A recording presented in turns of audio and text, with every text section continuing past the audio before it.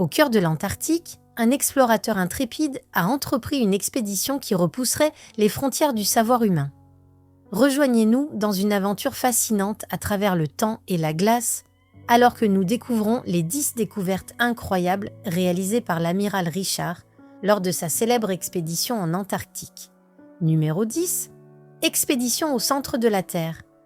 Byrd, éminent commandant naval et explorateur américain, n'était pas seulement un pilote exceptionnel, mais également un pionnier dans l'exploration et la logistique des régions polaires. Ses exploits remarquables lui ont valu la prestigieuse médaille d'honneur, la plus haute distinction de courage décernée par les États-Unis. Cela a marqué le début des impressionnantes explorations de Byrd dans les froids royaumes du Nord. Cependant, ce qui distingue véritablement l'histoire de Byrd est la découverte stupéfiante qu'il a faite lors de ses missions, une révélation qui a remis en cause notre compréhension fondamentale de la Terre. Malheureusement, ces découvertes novatrices ont fait face à l'opposition et à la dissimulation des autorités de l'époque. Imaginez le mystère et les énigmes entourant les révélations cachées de Byrd. Avec quoi a-t-il pu tomber sur quelque chose d'aussi profond et controversé? Remettait-elle en cause les connaissances scientifiques établies ou défiait-elle les récits dominants? Ces questions demeurent, attendant d'être élucidées. La passion de Byrd pour le survol des paysages glacés a débuté lorsqu'il a pris son envol au-dessus de la glace marine étincelante et des majestueux glaciers de l'ouest du Groenland.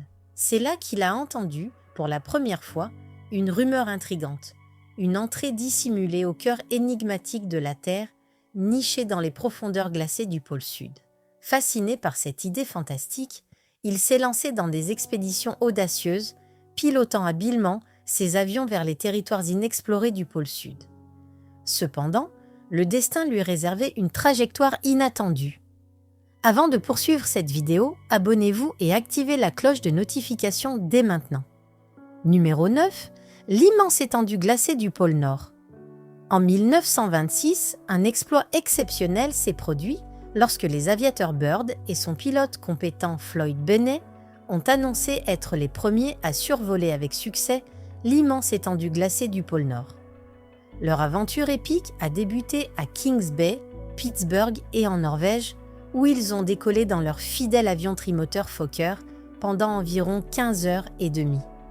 Durant leur vol à travers les cieux glacés, ils ont rencontré de petits obstacles, comme une fuite d'huile dans le moteur. Cependant, sans se laisser décourager par ce contretemps, ils ont poursuivi avec une détermination inébranlable, motivés par l'excitation de l'exploration. La nouvelle de leur succès s'est rapidement diffusée et la nation a célébré leur exploit, acclamant Byrd et Bennett comme des héros nationaux.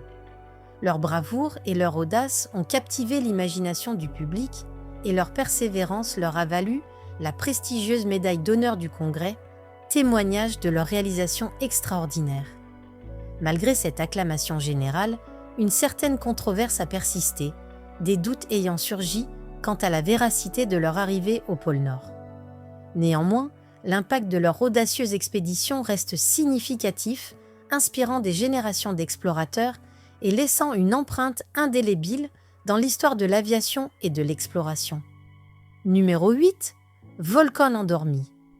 Par le passé, certains sceptiques ont mis en doute la précision traditionnelle, mais Byrd utilisait des avions et des outils modernes lors de ses expéditions pour naviguer en toute sécurité sur des terrains difficiles volcaniques du monde entier.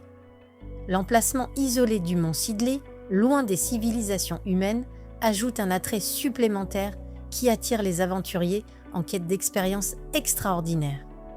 Le voyage vers le mont Sidley n'est pas une tâche facile, car il nécessite de traverser des terrains traîtres et de faire face à des conditions météorologiques. Numéro 7. Carte de l'Antarctique. Byrd a dirigé plusieurs expéditions en Antarctique, chacune marquée par des réalisations impressionnantes. Son premier voyage, de 1928 à 1930, a inauguré son périple exploratoire. Au cours de cette mission, Richard Byrd et son équipe ont établi une base nommée Little America sur la surface glacée de la plateforme de glace Ross. De là, ils ont entrepris des vols passionnants au-dessus de l'Antarctique, cartographiant de nouvelles zones et découvrant des chaînes de montagnes cachées. Byrd ne s'est pas contenté de ces succès et a entrepris une seconde mission entre 1933 et 1935. Lors de cette expédition, il a dirigé un groupe de scientifiques pour explorer l'intérieur de l'Antarctique, collectant des données scientifiques et réalisant des découvertes importantes sur la géologie et les schémas climatiques du continent. Ils ont également rencontré de nombreux défis pendant leur voyage, tels que des conditions météorologiques rigoureuses et des problèmes mécaniques avec leurs équipements. Cependant, l'équipe de Byrd a persévéré et est revenue avec une grande quantité de connaissances sur cette terre éloignée et mystérieuse. Dans cette audacieuse aventure, ils ont construit une seconde base appelée Little America 2. De manière surprenante, ils ont passé 5 longs mois d'hiver seuls dans une base avancée située à 123 000 du camp principal. Cette période de solitude et d'isolement a véritablement mis à l'épreuve la résistance et la détermination de Byrd. Numéro 6, île occidentale. Dans sa quête incessante d'exploration, Byrd s'est lancé dans un troisième voyage entre 1939 et 1941, nommé Little America 3. Cette expédition a été marquée par une découverte notable, l'île occidentale, qui s'est ajoutée à sa liste de découvertes significatives. Malgré les nombreux défis rencontrés en chemin, la curiosité inébranlable et la détermination de Byrd pour dévoiler les secrets du continent glacé sont restés intacts. Son esprit indomptable et son courage témoignaient de sa passion constante pour l'exploration et la découverte, des qualités qui continueront de le définir dans les annales de l'histoire. Cependant, c'est sa 4e et plus ambitieuse expédition antarctique, connue sous le nom de Little America ou Opération Deep Freeze, qui a véritablement mis en lumière son dévouement. Cette expédition, qui a eu lieu entre 1946 et 1947, a rassemblé une flotte impressionnante de 13 navires et un nombre considérable de 4000 personnes. Elle s'est imposée comme la plus vaste expédition antarctique à ce jour, soulignant l'engagement sans égal de Byrd pour déchiffrer les mystères du continent glacé. Cette entreprise massive, baptisée Opération Deep Freeze, a gagné son nom en raison de l'effort immense déployé pour explorer et comprendre l'Antarctique. L'équipe dirigée par Byrd a investi une quantité significative de temps, de ressources et d'efforts dans cette tâche. L'Antarctique est un lieu mystérieux avec des caractéristiques uniques et extrêmes.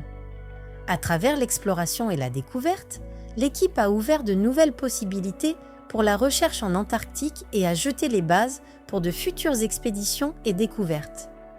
Numéro 5. Photographie des côtes impressionnantes. En 1955 et 1956, Byrd a dirigé une expédition extraordinaire appelée Opération Deep. Cette aventure exceptionnelle a eu lieu pendant l'année géophysique internationale, une période d'intense recherche scientifique. Au cours de la mission, l'amiral Byrd a réalisé des découvertes importantes qui ont considérablement élargi notre compréhension de l'Antarctique. Cependant, certaines des découvertes les plus captivantes de l'amiral Byrd sont restées secrètes pendant de nombreuses années. Ce n'est que lorsque son fils a retrouvé son journal perdu, depuis longtemps, que ces révélations ont été dévoilées. Étonnamment, le journal avait d'une manière ou d'une autre été entre les mains d'une personne nommée Two Wine Webcams. Cette découverte notable a conduit à la création de la Société internationale pour une Terre complète, désormais connue sous le nom de Société de recherche de la Terre creuse. Le journal contenait des révélations incroyables qui défiaient la sagesse conventionnelle et ont suscité l'intérêt des chercheurs. Pour s'assurer que le contenu du journal atteigne un public plus large, il a été transmis à Dance, un chercheur renommé et auteur spécialisé dans les ovnis. Après sa publication, le monde a pris connaissance des découvertes cachées de Byrd, offrant une vision fascinante d'un royaume de possibilités. Les révélations contenues dans le journal ont éveillé une curiosité généralisée et ont déclenché des débats passionnés. Ces découvertes extraordinaires ont élargi les limites de l'exploration scientifique et ont inspiré de nouvelles recherches sur les mystères de la Terre creuse. Le journal disparu de Richard Byrd et comme un trésor caché rempli d'histoires extraordinaires. Numéro 4. Confrontation avec des objets volants mystérieux. Dans un captivant journal intitulé Journal de vol, base campement arctique, Bird a documenté ses expériences exceptionnelles lors d'une mission en Arctique. Alors qu'il s'aventurait vers le nord, à quelques heures de voyage, il est tombé sur une impressionnante chaîne de montagnes qu'il n'avait jamais vue auparavant. Ces sommets imposants étaient un témoignage des merveilles cachées de la région polaire, ajoutant de l'excitation à son expédition. Cependant, le voyage de Bird a pris une tournure inattendue lorsqu'il a rencontré des problèmes avec les compas magnétiques et gyroscopiques à bord de son avion. Étonnamment, ces instruments de navigation essentiels ont commencé à tourner et à osciller de manière imprévisible. Les chercheurs qui l'accompagnaient ont spéculé sur la possibilité que ce comportement erratique ait été causé par le survol lui-même du pôle Nord par Bird. Quelques semaines après le voyage de Bird en Arctique, les journaux chiliens ont rapporté un nouvel événement étrange le concernant. Ils affirmaient que Bird s'était heurté à un ennemi différent, des objets volants étonnants dotés de compétences mystérieuses. Ces objets pouvaient parcourir de longues distances et se déplacer rapidement entre les pôles. Une bataille dangereuse a eu lieu dans la mer de Weddell pendant environ 20 minutes. Le navire non identifié a émergé de l'eau et a attaqué le groupe de Bird, provoquant de nombreux blessés et morts. Cet incident a ajouté une couche d'intrigue à l'expédition de Bird, soulevant des questions sur les phénomènes inexpliqués des régions polaires. Numéro 3. Zone vibrante et luxuriante. Dans son journal, Bird a consigné un vol extraordinaire qu'il a effectué, loin d'être un voyage ordinaire. À sa grande surprise, il s'est retrouvé à survoler une mystérieuse chaîne de montagnes. Lors de son expédition de février aux profondeurs de la Terre, Bird a découvert quelque chose d'inattendu. Au lieu des paysages glacés et enneigés prévus, il a rencontré une zone vibrante et luxuriante, débordante de vie. C'était une découverte extraordinaire qui a mis en lumière les merveilles cachées de notre planète. Alors qu'il survolait la zone, Bird a été surpris de voir une créature colossale qu'il a identifiée comme un mammouth, une bête ancienne et majestueuse que l'on croyait éteinte depuis longtemps. Cet incroyable aperçu l'a rempli d'émotion et de stupéfaction, lui procurant une nouvelle sensation d'émerveillement et de curiosité pour le monde qui l'entourait. Cependant, ce n'était que le début de sa rencontre étonnante. À mesure qu'il s'enfonçait dans ce royaume captivant, il a découvert des merveilles encore plus étonnantes qui l'ont laissé sans voix. Les détails de ce qu'il a observé et expérimenté lors de ce vol extraordinaire captiveront et intrigueront sans aucun doute toute personne au goût de l'aventure. Numéro 2. Arc-en-ciel de cristal. Alors qu'il poursuivait son vol, une force intrigante et irrésistible l'a attiré vers une ville inconnue qui s'est révélée plus tard s'appeler Agartha. Cependant, le voyage a été tout sauf paisible. Ses instruments de navigation ont commencé à mal fonctionner, causant confusion et inquiétude. Le gyroscope oscillait de manière erratique, rendant les contrôles de l'avion inutilisables. Ce fut une expérience désorientante et déconcertante pour Bird et son équipage. En plein milieu de cette situation troublante, quelque chose de vraiment extraordinaire s'est produit. Des aéronefs, en forme de disque, brillants, radiants et ornés d'esquisses, ont commencé à escorter l'avion de Bird vers Agartha. Ces machines volantes inconnues semblaient les protéger et les guider vers leur destination. À l'atterrissage, Bird et ses radiomoteurs ont été accueillis par un groupe d'êtres grands et aux cheveux blonds qui leur ont ordonné de descendre de l'avion et les ont escortés jusqu'à une rencontre avec une figure notable connue sous le nom de Le Maître. C'est lors de cette réunion que Bird a découvert qu'il était entré dans le domaine Aridjani, un royaume caché dans les profondeurs de la Terre. Selon son journal, alors qu'il survolait le pôle, ils sont entrés dans une zone luxuriante et verte qui l'a stupéfait. De plus, il a rapporté avoir vu une ville scintillante, un arc-en-ciel de cristal.